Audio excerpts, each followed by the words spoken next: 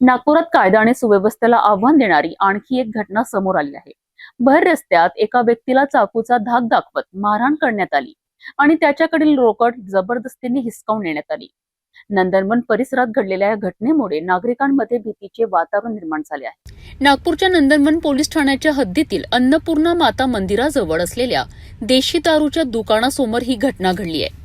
मिळालेल्या माहितीनुसार फिर्यादी व्यक्ती या परिसरातून जात असताना दोन आरोपींनी त्यांना अडविलेत। आरोपींनी चाकूचा धाक दाखवत पीडितीला धमकावलेत। यानंतर आरोपींनी त्यांच्यासोबत मारहाण केली आणि जवळ असलेले 1170 रुपये जबरदस्तीने हिसकावून घेतले। या घटनेनंतर पीडित व्यक्तीने नंदनवन पोलीस ठाण्यात धाव घेत तक्रार दाखल केली आहे। तक्रारीची गंभीर दखल घेत पोलिसांनी तत्काळ तपास सुरू केला। तांत्रिक माहिती आणि स्थानिक सूत्रांच्या मदतीने पोलिसांनी कारवाई करत दोन्ही आरोपींना अटक केली आहे। अटक करण्यात आलेल्या आरोपींमध्ये सोनू उर्फ राजू पाठक यांचा समावेश असून दुसऱ्या आरोपीची माहिती पोलिसांकडून तपासानंतर स्पष्ट होणार आहे। या प्रकरणी जबरी चोरी, मारहाण आणि शस्त्राचा धाक दाखवल्याप्रकरणी गुन्हा दाखल करण्यात आला असून पुढील तपास सुरू आहे। देशी दारूचे दुकान कुंभारटोली हिमालय याच्या समोर अन्नपूर्णा माता मंदिराजवळ दोन आरोपी यांनी फिर्यादी यास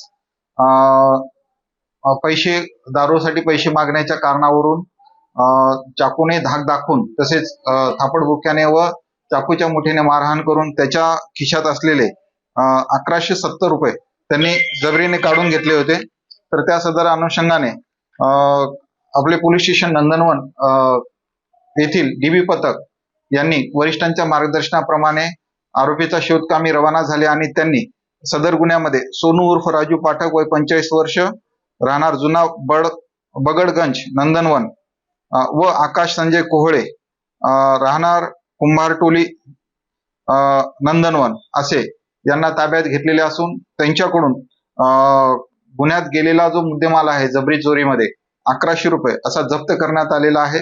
आणि सदर गुन्ह्यामध्ये आरोपी क्रमांक 1 सोनू राजू पाठक जो आहे तो रेकॉर्डवरचा आरोपी आहे पोलीस स्टेशन नंदनवनच्या हद्दीमधला। तरी सदर गुन्ह्यामध्ये अधिक तपास करून पुढील कारवाई करण्याची तजवीज ठेवली आहे। नंदनवन परिसरातील या घटनेमुळे नागरिकांच्या सुरक्षेचा मुद्दा पुन्हा एकदा ऐरणीवर आला आहे। सुदैवाने पोलिसांनी तातडीने कारवाई करत आरोपींना अटक केली असली तरी अशा घटनांना आळा घालण्यासाठी अधिक प्रभावी उपाययोजनांची गरज असल्याची भावना नागरिक व्यक्त करीत आहेत।